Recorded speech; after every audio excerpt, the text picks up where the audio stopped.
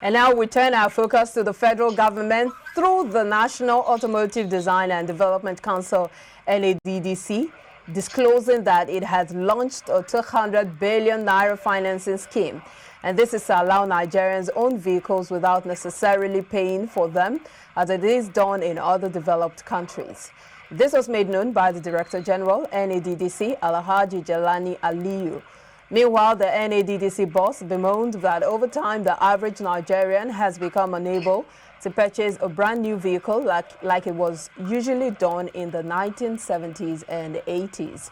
Recall that in February 2021, the federal government announced plans to launch a vehicle finance scheme that would help Nigerians own new cars. We'll take a look at the impact of this plan, the impact it would have on the auto market in Nigeria. And joining me is Ayo Emmanuel Odunaike.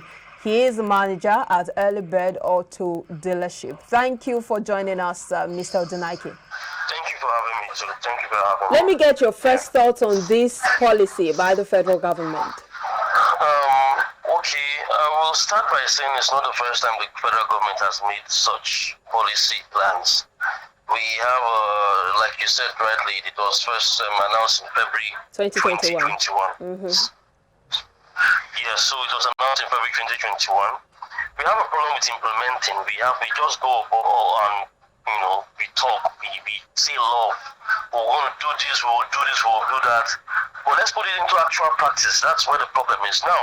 Starting 200 billion for a start is not that bad for the policy. But you have to ask yourself the questions. Are Nigerians really ready right now, economically, to be able to, purchase brand new cars? We live in a society where we always buy and pay. If a vehicle is 30 million, you pay 30 million and you go. Financing cars has been very, very difficult. Now they say they want to do a one-digit interest rate, which will obviously be financed by the banks. And it will be a business relationship definitely within commercial banks and the federal government. But what kind of cars, you understand, are we talking about? What kind of cars do you want Nigerians to buy? Is it going to be affordable by the average man? But they're talking about partnering made in Nigerian vehicles. Yes, they are looking made in Nigerian vehicles. With which companies? Obviously, made in Nigerian companies vehicles. They will always have the IBM expertise. Are you getting me? Maybe China and other Chinese like what IBM is already doing. Basically, IBM is just masquerading under the name of made in Nigeria. Most of everything is actually outsourced from China. They came their infrastructure, the platform, the design, even the car development, computer-aided design of these vehicles are all done by the Chinese. It's just as a brand, it's finished and branded as a Nigerian car. But look at the vehicle after the next 3 to 4 years. Compare it with a car that has been used for 10 years, a Toyota car or a Honda, a Japanese brand somewhere in America that has been used for 10 years outside the country. It still comes to Nigeria, you still get to use it for another 10 years, and it still looks good. So are you insinuating that we don't have any Nigerian-made vehicle brand? When I say Nigerian-made, it has to be autonomously made from start to finish.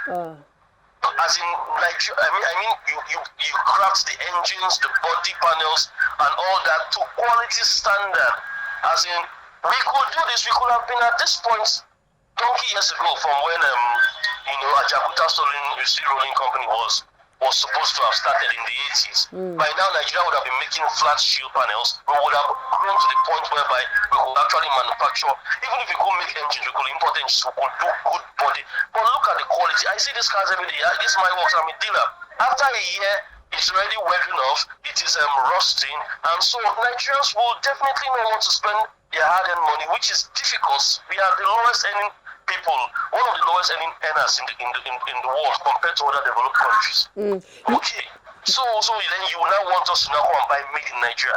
I will advise the federal government, I will prefer, they should call the reputable people who have been making cars with experience for donkey years, more than 50 years. Nissan, Toyota, Honda. I mean affordable cars, doesn't have to be luxury brands. You call them to, like when Pan was in Nigeria too, before it's restarted again. You call them, set up your plans here, teach us, let us learn, let us, work with you. Then you can finance 4 years, 5 years, 6 years. You you can say you pay 1 digit interest rate. So if somebody who is working in a bank or just working somewhere earning 100,000, 150,000, he can pay 10% up front of the and then as long as he's gradually we crawl, then we begin to walk, then you can begin to input people who are business owners who necessarily do not have a steady or regular monthly source of income by form of salary, because that is much more difficult to you understand, to monitor. Well, Emmanuel, you don't sound optimistic at all about this, especially considering the fact that this isn't the first time the federal government will be coming up with this policy. But let me ask you, the fact that you mentioned that Nigerians may not be able to afford the price, even if it's been broken down for Nigerians to pay by installment. What is the assurance that if this foreign brands you just mentioned are brought in, Nigerians will be able to afford them? Now, the thing is, even if you say Nigerians should buy brand new made in Nigerian cars, it has to be feasible. It has to be something that is actually payable within that period of time. You understand what I'm trying to say? Because there is the problem, we don't have a real structured framework. We have not done the blueprints, tested the blueprints, see that it works. We are still in the phase of government earmarks this and we earmark that, and you could go 5 years down the line and nothing actually starts.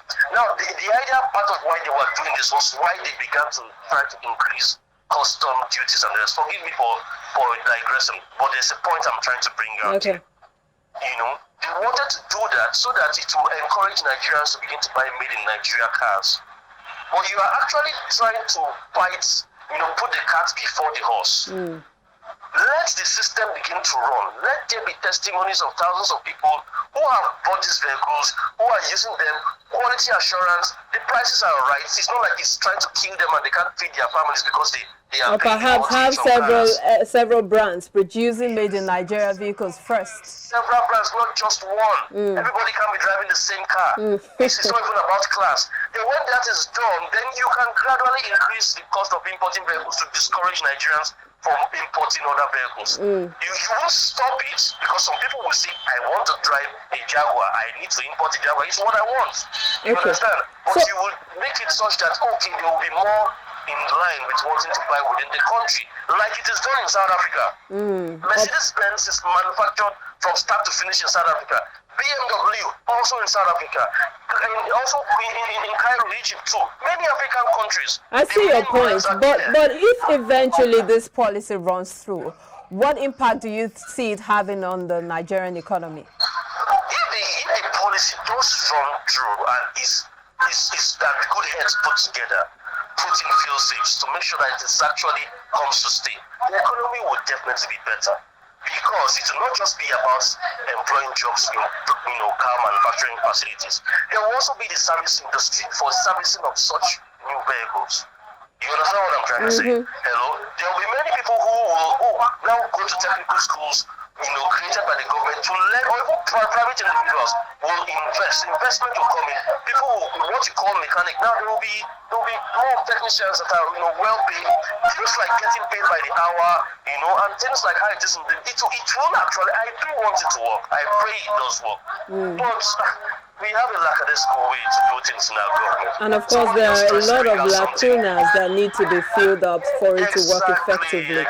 Thank you so much, Ayo Emmanuel Odunaike, for your thoughts this morning. All right, madam. Yeah, thank you for having me. All right, Ayo Odunaike is the manager at Early Bird Auto Dealership, and he's been talking to us about the impact of this new policy by the federal government.